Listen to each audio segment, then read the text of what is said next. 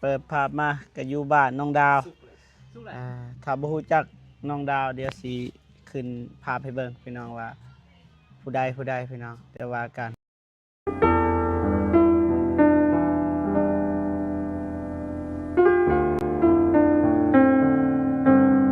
เอาพื้นหมังไหมพี่บดอุ้มไปที่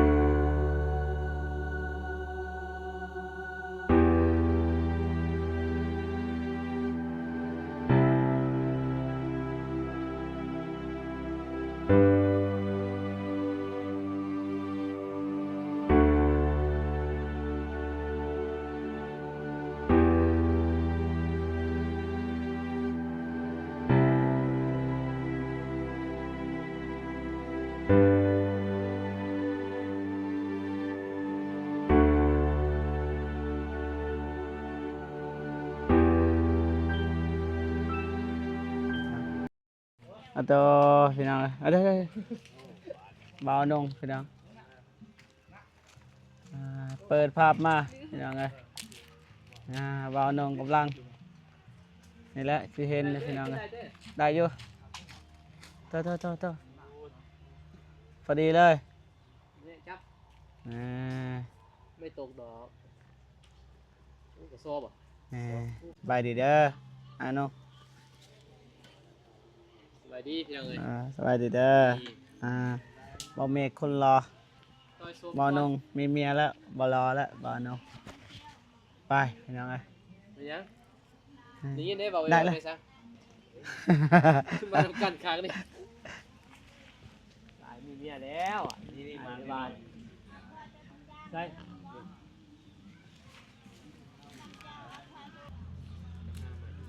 อย่างนี่กับทักทายสบายดีและสวัสดีพ่อแม่พี่น้องเบิดสู่ครูสู่คนพี่น้องเนาะเป็นอย่างดีตอนรับเข้าสู่ซองเบาเจ็บชาแนลคือเก่าพี่น้องเนาะมาหาน้องดาวพี่น้องนี่เรียนสารกันประมาณนี้แหละพี่น้องเอ้ยน้องที่ทางทีมงานเฮากับเบาเตียงไปเจอมื้อนั้นพี่น้องเนาะเจ๊กับผ้ากับพื้นแล้วก็ทางหน้าก็เจ๊ลานนี่พี่น้องเนาะคนนั้นแหละน้องดาวพี่น้องเนาะแต่ว่ารอท่าน้องดาวเพิ่นลงมาก่อนพี่น้องว่าน้องดาวเพิ่นขึ้นไปตำแจวให้ทีมงานเพราะว่าทีมงานอยากกินส้มพี่น้องเลยว่ามันฮอดแห้งพี่น้องเหมาะสมกับการกินส้มพี่น้องเนาะว่าทางทีมงานเฮากับบ่ทันได้กินข้าวกินน้ำแต่ว่ากินแล้วอยู่บ้านพี่น้องแต่ว่าเสริมอีกหน่อยนึงพี่น้องเลยไปดีเด้อเห็นยังอยู่ตักแจวทีมงานพี่น้อง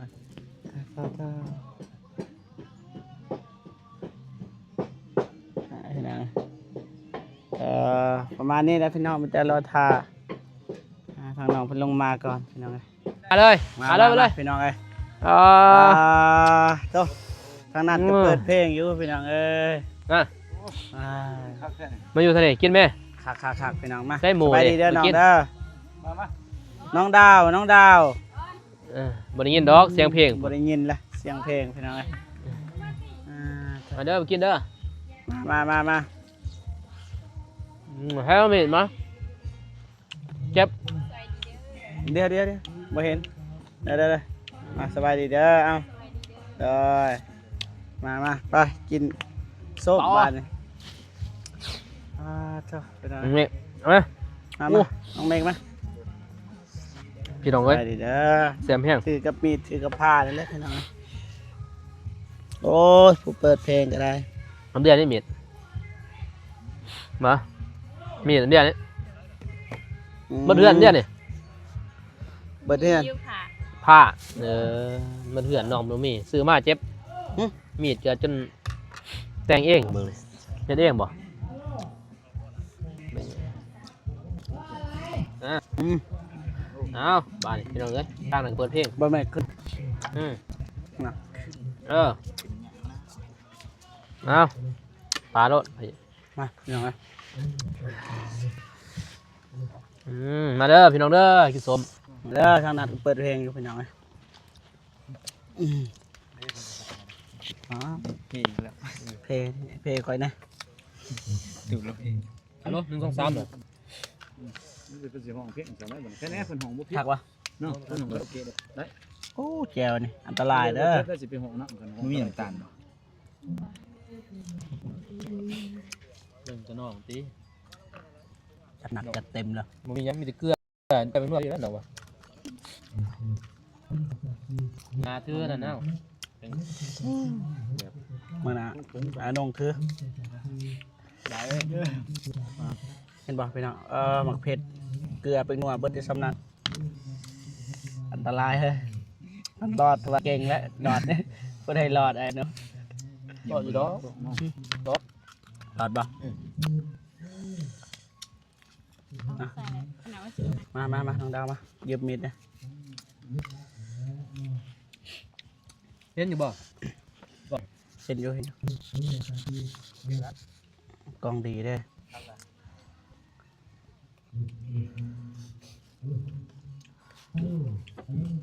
เดี๋ยว อารมณ์อยู่หันได้หลายเถื่อ เนี่ยน้องเมย์มาปะเด้อ มันเห็ดมันบ่เต็มกัน มาน้องดาวน้ำกัน ขึ้นได้ปะ เด้อตัวหวานเนี่ย เอาตัวหวาน ว่าง ตัดง่ายบอกว่า มาไล่ไปใส่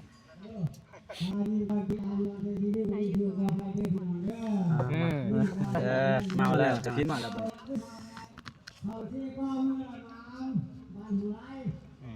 เมาแล้ว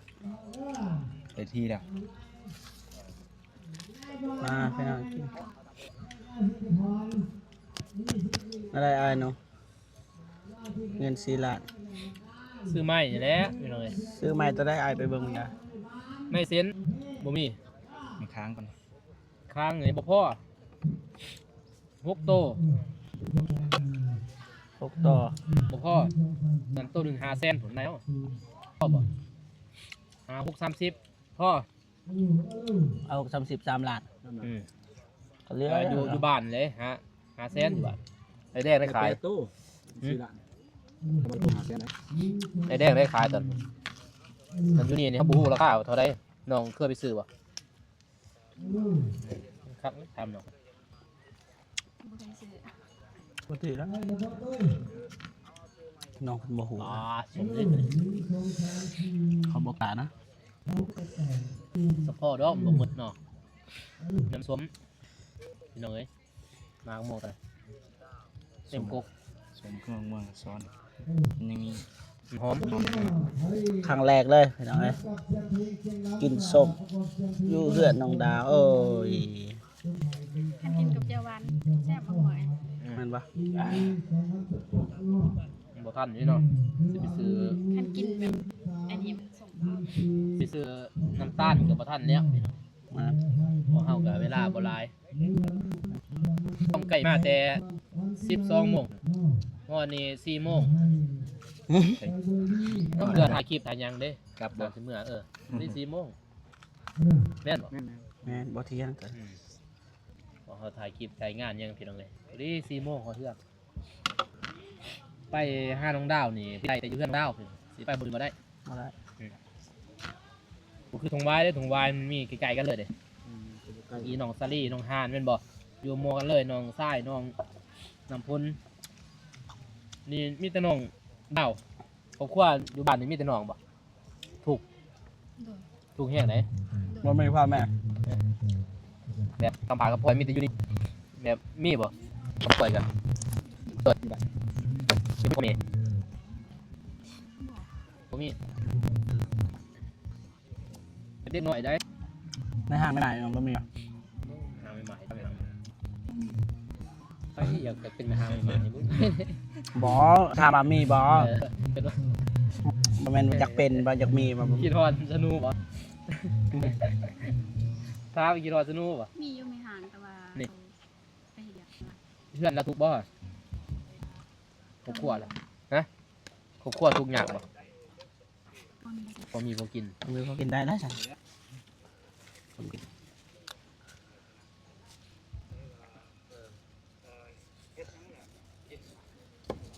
เจ้า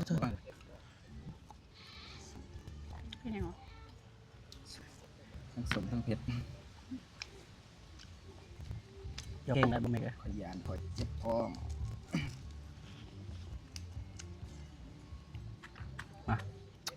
ลองบ่เบิ่งแนว ไม้ทางทีมงานซอยคนหน้าท้าทุก การ พี่กอกพี่ก้านมีบ่บ่มีเราแฉอยู่บ้านนี่จะน้องดาวเนาะ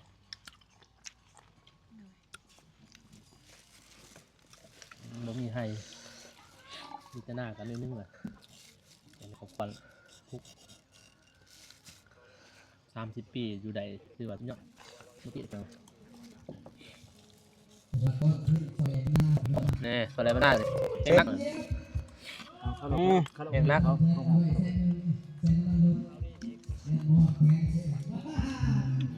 เฮ็ดบัดนี้ ก่อนเลยเด็บ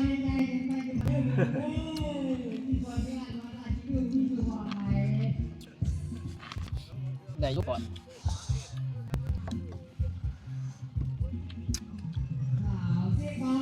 โอ้ ใครแน่ คะแนน กันแน่ยุเนี่ยเก็บเอ้ยกูไม่ได้กระซิบแล้วเนี่ย แม่นเขียดไปเลย เศร้าเตะกล้องเนี่ยเหมือนสไลด์บรรดาเลย โอ้ ไป เท้า โคเท้าจะบ่เมาแห้งแล้วใส่เรื่องอะไร นอนได้ นี่นอนนิ้ว คนนั้น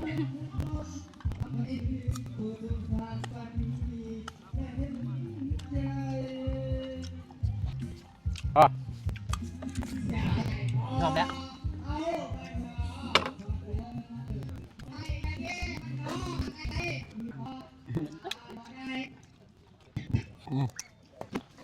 จังหวะ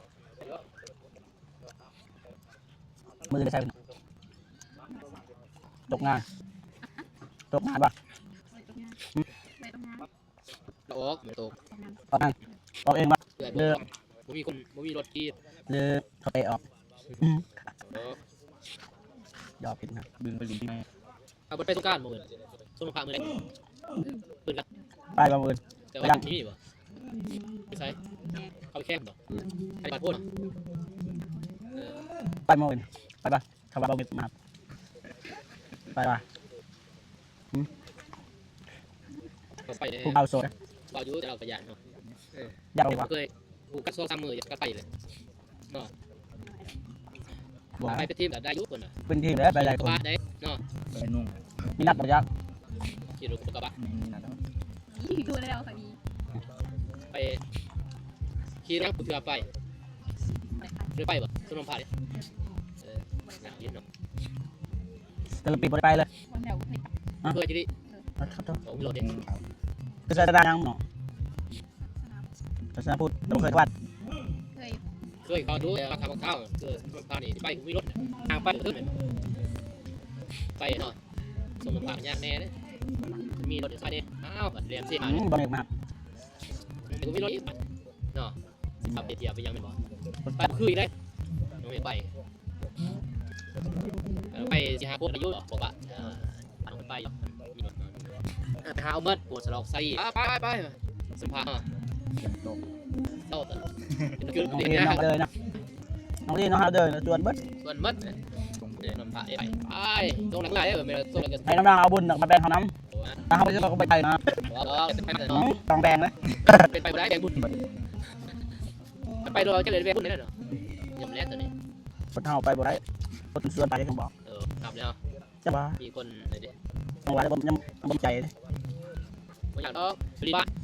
อยู่ดีๆจะได้ไปสมภารใกล้วัดเราไปบ่ได้เลยแค่นี้ก็ม้วนไปได้เนาะ เดินมาบ้าน แค่นี้ผมแบบยังนะเป็นอยู่จงตำรวจ ขึ้นเลย ดินพูดใส่แต่อันนั้น เจ้า เ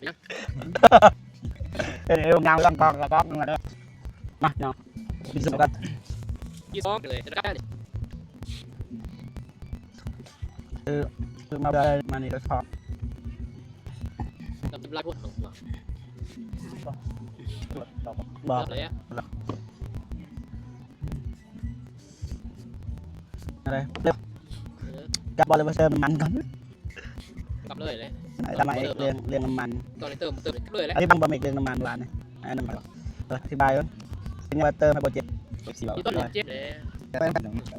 น้ำกันวันนี้ไปนะต้องมาเจ็บกัน ลูกเนี่ย เป็นมีรถเหลวนะเอาซอยกันนะ